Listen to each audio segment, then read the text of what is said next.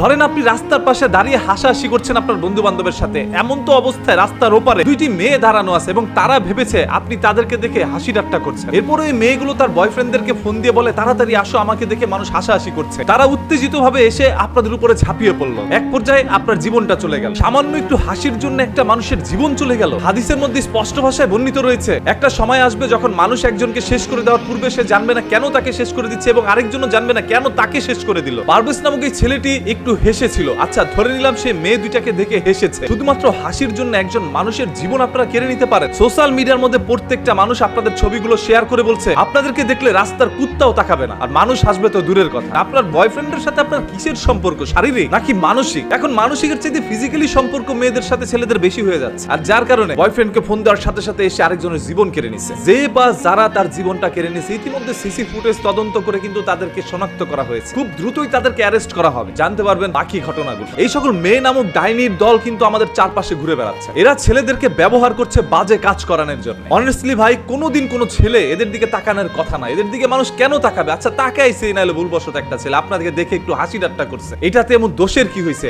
আপনি যে গাড়ির পিছে বসে বয়ফ্রেন্ডের সাথে মনে করেন কাম সেরে দিয়েছেন, সিপাসাপি থেকে যৌবন চালা মিটায় ফেলছেন। আচ্ছা এই যে আপনাকে নিয়ে এই ধরনের কথাগুলো বলছি, আপনি হয়তো বা ভিডিওটা দেখবেন, আপনার কি লজ্জা লাগে নাই? এখন তো আবার আপনার বয়ফ্রেন্ডকে পাঠাবেন আমাকে দুনিয়া থেকে শেষ করে দেওয়ার জন্য। পারভেজ যদি হেসে জীবন দিতে পারে, আমরা সত্য প্রকাশ করে তারপর জীবন দিব। তবে মনে রাখবেন এই পৃথিবীতে পারভেজ একা নয়, আমরা সবাই একত্রে রয়েছি। সোশ্যাল মিডিয়া এটা নিয়ে যেভাবে পোস্ট করে প্রতিবাদ করা হচ্ছে সেইভাবে অফলাইনে এটা নিয়ে প্রতিবাদ করা হবে। সেই সকল মানুষ বেশি হাইনার দলগুলোকে আর রেহাই দেওয়া যাবে না, এরা মানুষ হইতে পারে না। বিশ্ববিদ্যালয়ের মধ্যে পড়াশোনা করে বয়ফ্রেন্ড জ্বালায় গেছে ভাই। এই যে এদেরকে যারা বিয়ে করতে চাচ্ছেন, জামাইর আর কোনো কাজ নাই, সব কাজ ওই বয়ফ্রেন্ড করে দিচ্ছে। বাংলা ভাষা বুঝতে পারছেন? বয়ফ্রেন্ডকে ধরে রিমান্ডে নেন, কতবার কোন জায়গায় কিভাবে করছে সবকিছু বেরিয়ে আসবে। যদি বয়ফ্রেন্ডের সাথে ওই সকল আদান প্রদান সম্পর্ক নাই থাকতো, শুধুমাত্র একজন বান্ধবীর জন্য এসে একটা ছেলের জীবন নিয়ে নিত না। জীবন নেওয়া কতটা সস্তা হয়ে গেছে তাদের কাছে। অপরাধী যেই হোক না কেন, আমরা তার সাজা প্রকাশ্যে কঠিন থেকে কঠিন ভাবে চাই, যাতে করে বাংলার মাটিতে এরকম কোনো পারভেজের জীবন না যায়। আপনাদের প্রত্যেকের কাছে একটা বিনীত রিকোয়েস্ট ভাই, ভিডিওটা শেয়ার করে দেন। আপনার না বলতে পারা কথাগুলো আমি আমার কণ্ঠস্বরের মাধ্যমে সবার কাছে পৌঁছে দিলাম। অনেকে তো মনে মনে প্রতিবাদ করেন যে আমি যদি এখন প্রতিবাদ করতে যাই পারভেজের মতো করে যদি তারা এসে আমার উপর ঝাঁপিয়ে পড়ে আমার জীবনটাও নিয়ে নেয়, আমি আমার জীবন নিয়ে পরোয়া করি। শুরু থেকে এই পর্যন্ত